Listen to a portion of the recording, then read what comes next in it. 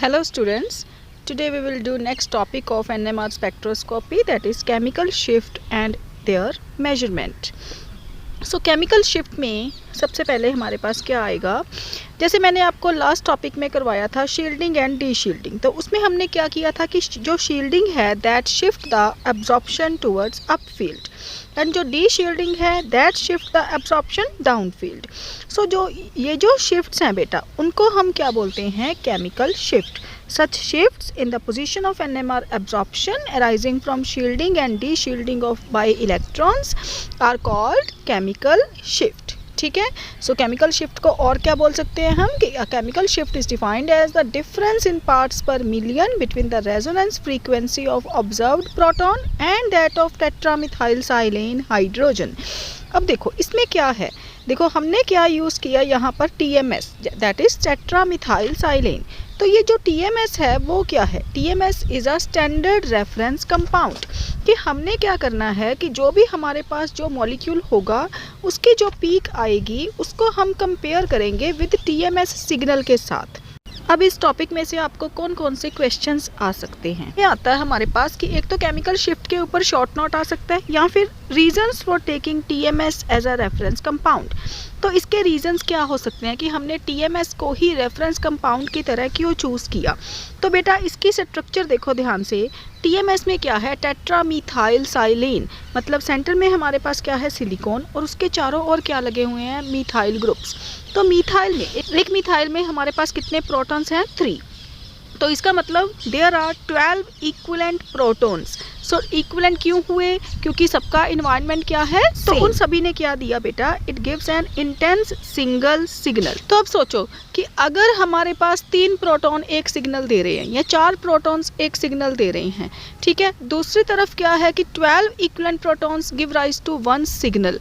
तो कौन सा सिग्नल इंटेंस होगा, इंटेंसिटी किसकी ज़्यादा होगी, जिसमें नंबर ऑफ प्रोटॉन्स जितने ज़्यादा होंगे. सो इसलिए इसकी जो सिग्नल की इंटेंसिटी है वो क्या है, बहुत ज़्यादा हाई. ठीक है. दूसरा हमने इसको क्यों चूज़ किया है, बिकॉज द इलेक्ट्रोनेगेटिविटी है जो सिलिकॉन की वो क्या है, very low as compare to carbon. तो सिलिकॉन की इलेक्ट्रोनेगेटिविटी कितनी होती है, 1.8, लेकिन जो कार्बन है उसकी इलेक्ट्रोनेगेटिविटी कितनी होती है, 2.5. ठीक है.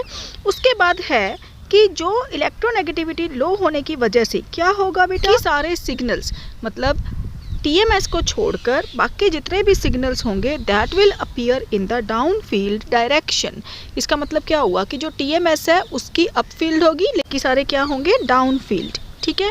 थर्ड और मोस्ट इम्पॉर्टेंट रीज़न क्या है इसमें, TMS is chemically very inert and has very low boiling point and so it can be easily removed by evaporation. इसको रिमूव करना बहुत ही ईजी है.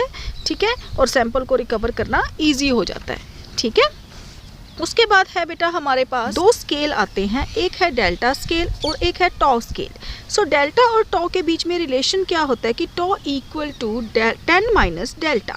सो 10 माइनस डेल्टा मतलब यहाँ पर आप देखो कि एक हमने क्या दिखाया हुआ है, TMS का सिग्नल. ठीक है.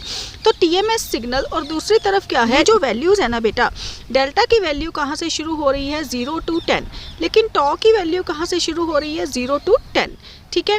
तो ये दोनों एक दूसरे के डिफरेंट है क्योंकि हमने क्या बोला यहाँ पर, 10 माइनस डेल्टा. ठीक है. अगर जिस टाइम पे देखो अगर डेल्टा की वैल्यू 0 होगी तो टॉ की वैल्यू कितनी है तब, 10.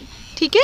सो इस तरह से ये जो ग्राफ है ये प्लॉट किया हुआ है. क्लियर. तो स्मॉल वैल्यू टॉ की क्या रिप्रेजेंट करती है हमारे पास, लो फील्ड एब्जॉर्प्शन, लेकिन हाई वैल्यू क्या शो करती है, हाई फील्ड एब्जॉर्प्शन. ठीक है.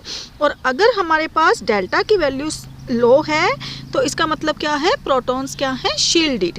लेकिन अगर हमारे पास टॉ की वैल्यू क्या है, लो, तो इसका मतलब क्या है, प्रोटॉन्स क्या है, डी शील्ड. ठीक है.